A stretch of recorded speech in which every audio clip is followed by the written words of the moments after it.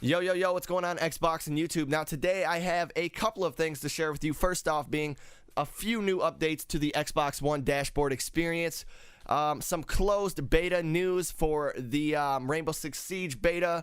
And we have some more information about some upcoming betas coming up in the next few days here, along with a few first impressions of a few games. And one of the games being Tony Hawk Pro Skater 5.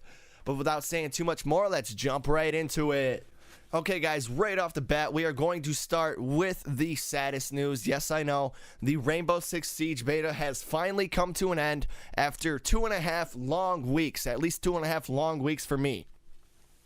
Now, as you guys can see, I reached a rank of level 20, I believe, unlocked a good amount of the operators, and for the gameplay as far as that goes, the game definitely started to get a lot better towards the end of the beta. A lot of the glitching was gone, a lot of the server issues were gone, and you could actually get into a game with a reasonable amount of time with a very little amount of lag. So that was a really, really nice thing to see, even though it was only for the last 2 or 3 days of the beta.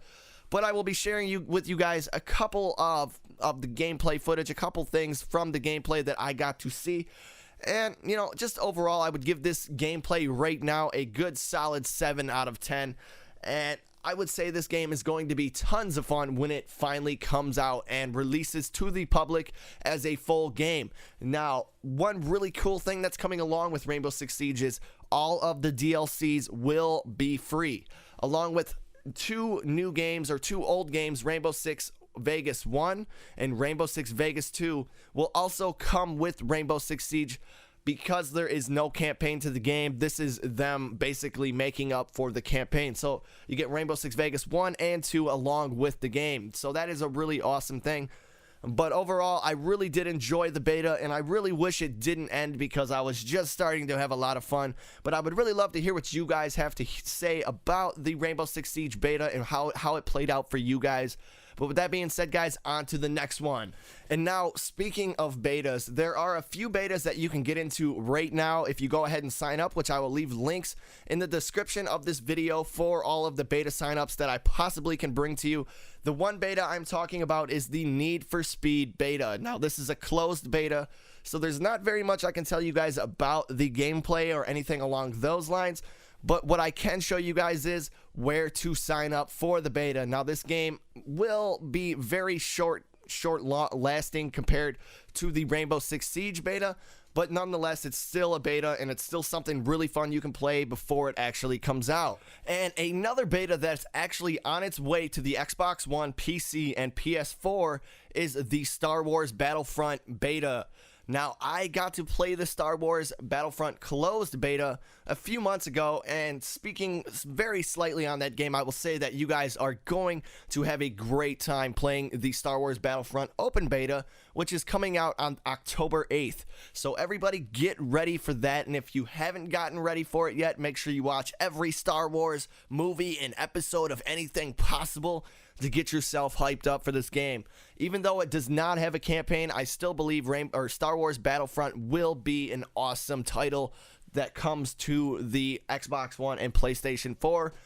And, you know, I'm a little bit of a PC player, so I can appreciate that as well. But on to the bad news, guys. Now, the bad news being Tony Hawk's Pro Skater 5. Now, we had just bought this game, I believe 2 nights ago, and literally within the hour, we discovered how shitty this game is. Not that it's a shitty concept, because I've loved almost every Tony Hawk game that's ever came out, but this game literally feels like it was rushed out the door. A lot of the maps are glitchy, the characters are glitchy, the character customization makes absolutely no sense. Most of the game modes or different missions you have to do on different maps, depending on the map, it doesn't really matter. The maps are vastly different, but the missions are so much like the same. So, in my opinion, it just feels like you're playing the same game over and over again. And then if you want to unlock more stuff for different characters, not just the character you're playing, even though I did think it was really cool that you could become Lil Wayne and like a few other really famous people, I thought that was awesome. But let's say you complete the entire game using Lil Wayne, and now all of a sudden you want to use Tony Hawk to play the game. Well, you're going to have to beat the entire game over again, and you're going to have to do the same thing for each character in the game. And the entire multiplayer right now is laggy, glitchy, and broken. And in my opinion, this is probably the most embarrassing AAA title to come out for the next-gen consoles. I can't even believe that they're calling this a game. If anything, it's a mobile app on steroids, literally pushing all kinds of advertisement to you. I mean, literally, there's advertisement on the ramps. There are Monster Energy drink, little refrigerators all over the place. There are America stamps everywhere. There are DC stamps everywhere.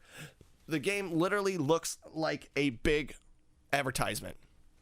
And if that's not enough for you guys, the gameplay you're watching right now, you see that little clock at the top of the gameplay?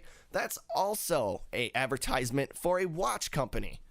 So if I didn't know any better, I would say that this game literally made all of its money off of duping the customers and the loyal fans, and then making the rest of it off of ad revenue by placing literally hundreds, beyond hundreds of advertisements into this game. Now, that would be fine if the game worked. And like I said, the maps and the spaces in the game are really well designed and really well laid out, but there's really not anything awesome you can do in these maps other than just free skate. You can, like, I just tried to get into a quick match and not a single person joined. There's no matchmaking, it's all PvP, and the game is flat out broken. So, with that being said, I will give this game a serious 2 out of 10. 2 being like absolutely terrible, but maybe it's just me, and if it is, I would love to hear your guys' opinion on Tony Hawk Pro Skater 5, and let me know if it's actually something you believe is worth buying, and if you do believe so, please give me some good reasons. But with that being said, guys, we have to move on to the last and final thing, which is some of the new Xbox One dashboard experience updates. Now, we are going to move really quickly through these because they are very, very small, tiny changes. But as you guys can see, now all of your sign-ins will show up on the left-hand side of the screen, not just the person you are particularly signed into. And one last update for the notifications have been slightly updated and tuned, and the party system has been slightly updated and tuned. And there was one last thing for a start a party I wanted to share with you guys. You can actually go into what's called party chat, and you can actually use your keyboard, or you can actually type to the people in your party. So, kind of a new way of doing things, more PC awesomeness in my opinion. But that's all of the stuff I have for you today, guys. Now, if I've opened your perspective just a little bit on anything I've talked about, please remember to like, subscribe, and comment. And I will see you guys on the next one. Peace.